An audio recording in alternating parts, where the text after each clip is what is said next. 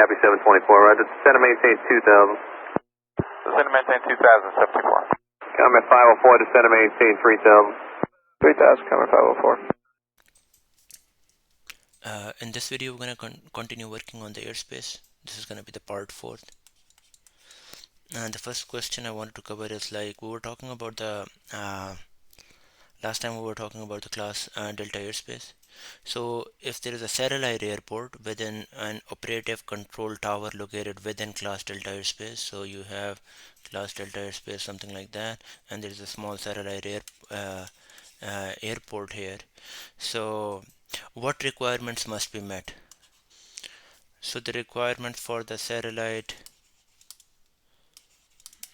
airport next to class Delta airspace. So each person, again, it is very similar to class Charlie airspace. Each person must establish and maintain two-way radio communication with the ADC facility as soon as practicable after departing. So you will take off from the satellite airport, and as soon as it is practicable, you're going to be making the communication to the class Delta airspace. Okay. Is an ADC clearance required in flight operations if flight operations are conducted through class Echo airspace surface area arrival extensions? So if you have class Echo airspace, right, and this airspace may be designated as extensions to class Bravo, Charlie, Delta, or class Echo surface areas. So class EE or Echo airspace extensions actually begin from the surface and extend up to the whatever the overlaying controlled airspace is. Could be Bravo, Echo, Charlie, Delta, or Echo. Bravo, Charlie, or Delta. So the extensions provide controlled airspace to contain standard instrument approach procedures without imposing a communications requirement on the pilots operating under VFR. So you do not have to need the ATC clearance if you are in the class Echo airspace. So again, we're talking about the surface area arrival extensions. They become part of the surface area and are in effect during the same times at the surface area. As the surface area. Okay, what minimum weather conditions are required when conducting a VFR flight operations within class Delta airspace? So you are in class Delta airspace, so the weather conditions for the VFR flight is again, you need to have 3 statute miles of like the flight visibility. Cloud clearance is at least 500 below. So if you are here, so it's gonna be 500 below, right? And 1000 feet above. I'm sorry. It's gonna be 1000 feet above. So basically nothing. And there shouldn't be anything like any cloud. Cloud clearance should be there for 1000 feet above the airplane, right? And then 2000 feet horizontal. So it should be 2000 feet over here horizontally. That should be the VFR weather conditions. Okay, the next one is the depiction of the class Delta is on the sectional charts. Basically navigational charts, right? It could be the sectional chart, it could be the TAC chart, right? IFR and route charts. So the way they are depicted on sectional charts is with the blue segmented airlines. It is blue segmented airlines, segmented lines. Okay, and just remember that for the IFR and route charts and route low charts, there is also a D boxed D like this one inside the brackets. But for the sectional chart, just remember it's going to be blue segmented line depicting the class Delta airspace. Okay, what type of air traffic control services are provided when operating within Class Delta airspace? So if you are with the ATC and you are flying in the Class Delta airspace, remember that no separation services are provided for the VFR aircraft. You do not have the separation services for the VFR ones.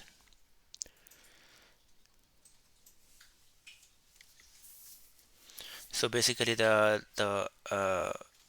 we have the VFR condition, the pilot is responsible to see and avoid any traffic, um, like terrain or obstacles. Okay, what is the maximum speed an aircraft may be operated within Class Delta airspace? So we did talk about the Bravo and the Charlie. Class Delta airspace, the max speed, the speed which is the max here is gonna be the uh, basically the speed is 200 knots, very similar to the Class Charlie airspace, which becomes 230 miles per hour. Then we have when a control tower located at an airport within Class Delta airspace ceases operation for the day, what happens to the lower limit of the controlled airspace?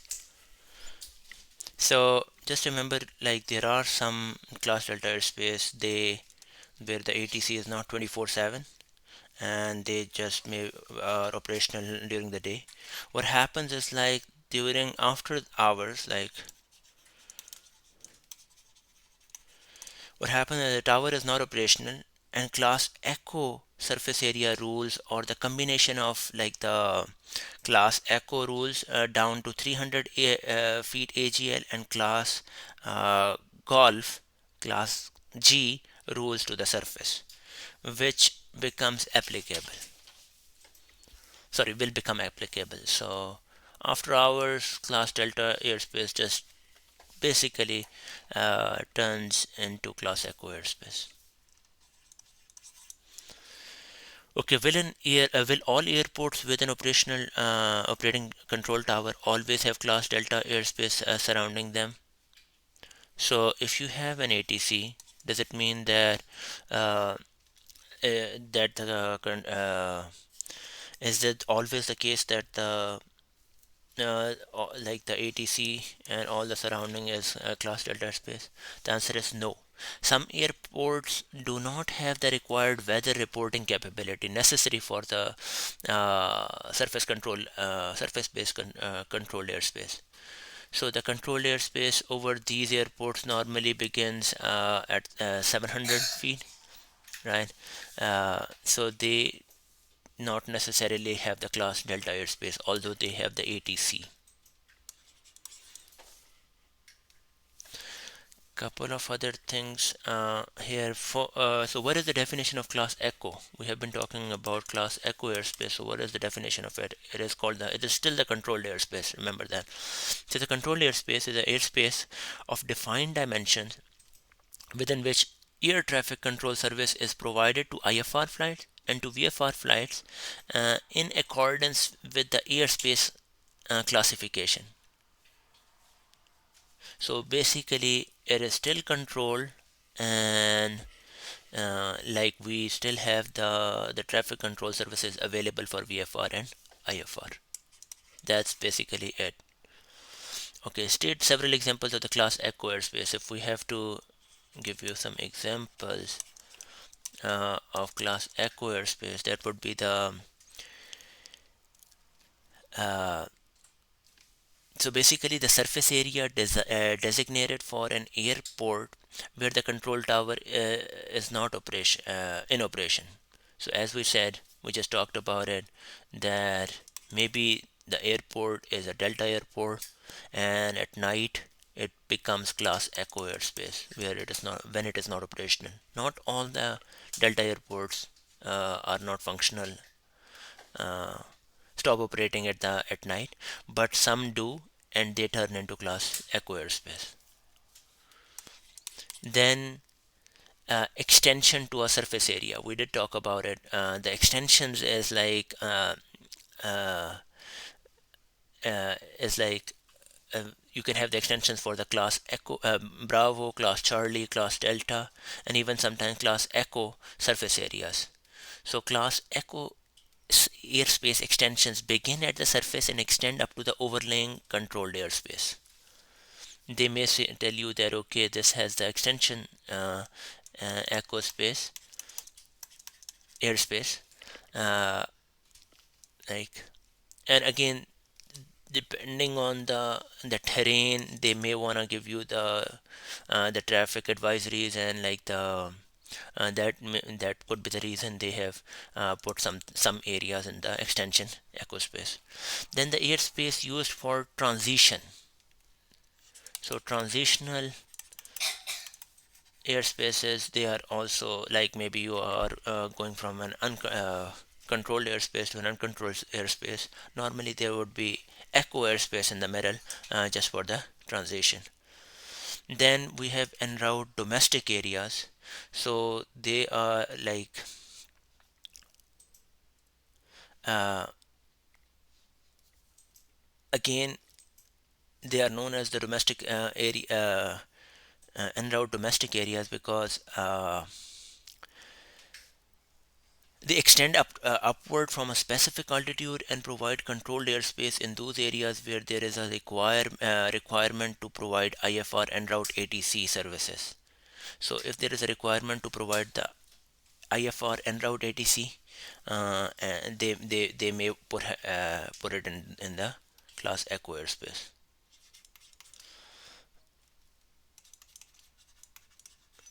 En route domestic areas.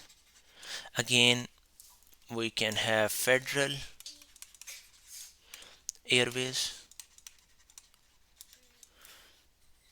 right? Then we can have, the list is a little longer. We can have the offshore airspace areas. We can have uh, very like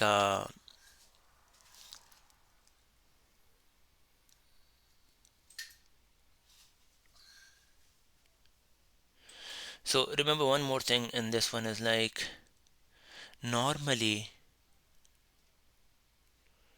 class Echo airspace is in goes from 14, if you are flying between 14,500 and less than 18,000. We know that this becomes above this one, 18,000 feet, it becomes the class Alpha airspace. So these ones are also class Echo airspace. And one very strange thing is that we know that after this one it becomes class Echo Alpha airspace. But this is very surprising that after the flight level 600, above that, so between 18,000 feet to flight level 600, there is class Alpha airspace, but above that is again class Echo airspace.